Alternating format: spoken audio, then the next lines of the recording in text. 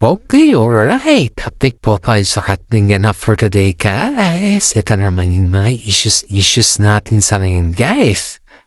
Si Alden Richard po ay numataan sa mall kasama po ni Mami Min. Ito guys, nung kasama po sila Mami Min at si Alden Richard sa ngayon, na kung saan po ay inanyayahan ni Alden si Mami Min na pumunta sa mall dahil nga po namimiss niya na si Mami Min. Ilang months na kasi po silang hindi nagbabanding Ano po yung sabi ng mga karamihan which is very true naman kasi aminado naman si Mami Min na ilang months na silang hindi nagbabanding Alden. Kaya sabi naman buti na lang guys ay dumating naman si Mami Min at sinamahan si Alden dahil si Tisay po ay matagal niya nang miss si Mami Min guys. Kaya sabi ng mga karamihan na napakaswerte naman ni Mami Min dahil kahit papano ay nandyan pa rin si Alden kahit niwasan ni Catherine si Alden nandyan pa rin si Alden na pamilya pa rin yung turing niya sa pamilya ni Catherine Bernardo. Yan yung tinatawag natin napakaswerte pa rin ni Catherine kay Alden dahil kahit papano ay pamilya pa rin yung turing niya dito. Pag on time kasi guys na yung bang pakiramdam mo hindi na pamilya yung turing sa'yo, syempre malalaman mo naman yan, di ba? Kaya maraming mga netizen po nagsasabi na napakaswerte pa rin ni Alden Richard dahil pati si Mami yung pamilya pa rin yung turing sa kanya. And at the same time guys is pati yung daddy ni Catherine Bernardo guys ay pamilya yung turing sa kanya kaya Alden kaya every time na tatanong si Alden or every time na gusto makabanding niya Alden yung pamilya ni Tat ay talagang walang tetseburitse dyan guys. Wala talagang walang salikang hindi sige lang talaga. Ay maraming mga netizen po ang nagsasabi na sana all kay Alden Richard kay Mami Min. Botong-boto kasi si Mami Min kay Alden Richard guys at matagal na yan. Dahil si Alden po kasi ay napaka-gentleman kay Catherine. Alam naman din natin guys kung gaano ka-gentleman si Alden Richard pagdating kay Catherine Kita naman natin yung kanyang kalawan. Kaya maraming mga netizen ang nagsasabi na sana sila nang at sana sila ng pandang huli. Kasi si Alden po ay naghihintay talaga kay Catherine.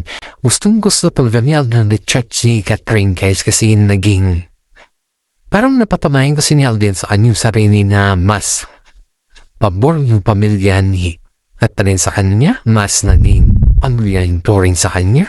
At higit sa lahat guys ay yung kay Alden Richard guys ay napatanayan din ni Alden na hindi lingid sa pamilya nila Catherine na yung couple sa kanya ay part na kasi siya ng pamilya.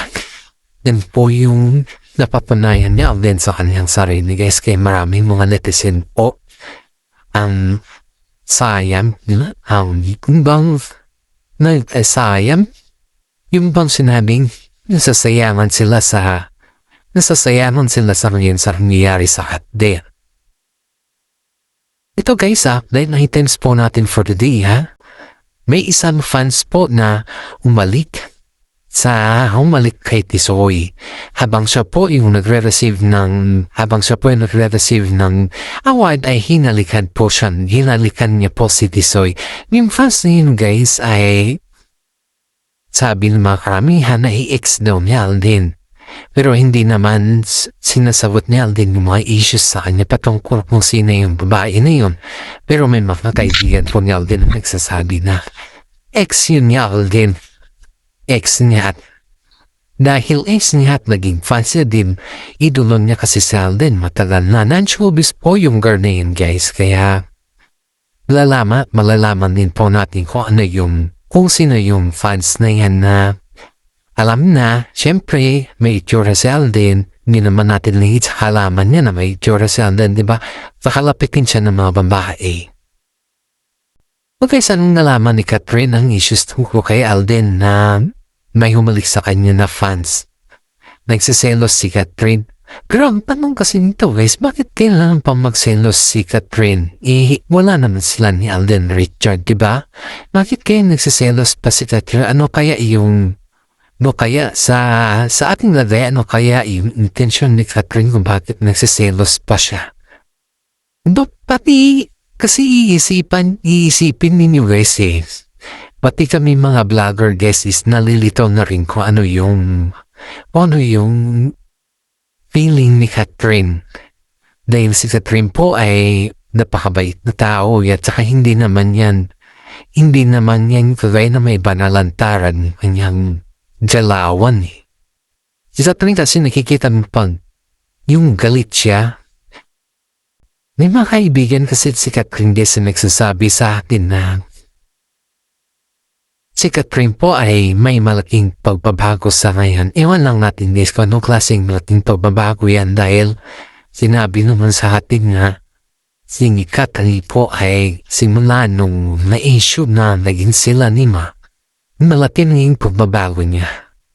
Yun nga yung sinasabi natin guys na hindi naman baga is wala namang perfectong tao, diba? Wala namang perfecto sa showbiz, wala namang perfectong tao na nagsasabi kung sino yung gusto mo or ano yung gusto mo or wala namang tao nagsasabing ganun. Pero siyempre bilang isang artista ba at idolo ka ng mga tao, makikita mo kasi dito guys na kahit otot mo pa nga gusto nilang malaman kung nakailang otot na sa isang araw pag idolo ka ng mga tao, diba? Yan kasi yung mga kapag addict sila sa'yo, addict sa yung talagang fans mo sila, stalker mo sila, yan yung sinasabi nila na sinusundan nila sinusundan nila lahat yung galaw mo. Kaya sabi ng mga fans na isipin mo mabuti. Dahil si Catherine naman guys ay napakabait niya. Wala tayong sabi kay Catherine yung wala kasi yung issue sa kanila ni Mark ay hindi niya kayang masagot-sagot hanggang ngayon. Pero yung mga kaibigan niya guys yun yung sasabi sa atin na si Catherine po ay hindi niya kayang harapin yung kanyang issues. Then nga po takot si Mamin guys hindi kayang harapin likat ng issues tungkol sa kanya. May one time pa daw na parang stress na si Catherine sa mga issues tungkol sa kanila ni Ma. Kinakarating na kasi sa lahat yung sekretong pagkuhan nila, yung sekretong date nila. Akala nila siguro guys is walang makakalam doon at akala siguro nila sila lang yung makakaalam pero hindi siyempre si Catherine guys kahit naman nutago mo din walang bahong dinhamoy, diba? Kaya sabi ni Alden nagtaka na si Alden mo bakit si Catherine ay close niya na bakit hindi man lang nabanggit ni Catherine sa kanyang tungkol kay Mark. Kaya palagi umiiwas si Alden nung nalaman niya. Simula nung nalaman ni Alden na nagde-date na sila ni Mark at saka si Catherine. Doon na rin po umiiwas si Alden sa kanya. Doon na rin po yung bilang nananamig si Alden. At nagrelasyon na lang si Alden na basically na lang yung kanyang inaatupag dahil ayaw niya naman masaktan guys. Siyempre, nililigawan niya si Catherine dati, di ba? Nililigawan niya at saka biglang dumating si Mark sa phone nito at si Mark yung pinili ni Catherine compared kay Tisoy. Pa di ba? Sipin mo yun ha? Kaya nga, sabi niya Alden sa lahat ng kanyang mga interview na hindi naman hadlang sa kanya na wala tang girlfriend. Dahil talaga ang inatupag mo na yun is yung pagmipisikleta yun yung kanyang sinasabi. Siyempre alangan naman sabihin niya na si Catherine pa rin may iba na si Catherine. Yan po yung palagi natin katandaan guys na kahit anong gawin natin pilit kung si Catherine mismo ay Siya mismo yung pumili, pati sila Mami Min guys.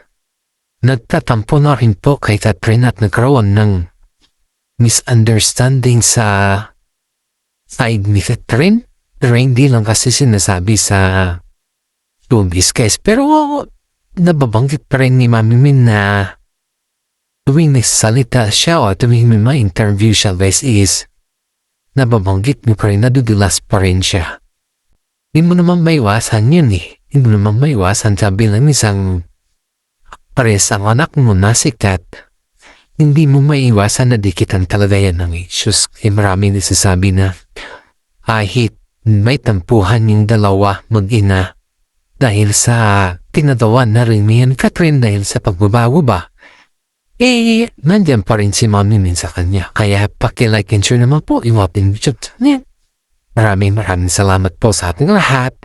God bless po sa ating lahat at ingat po tayo palagi.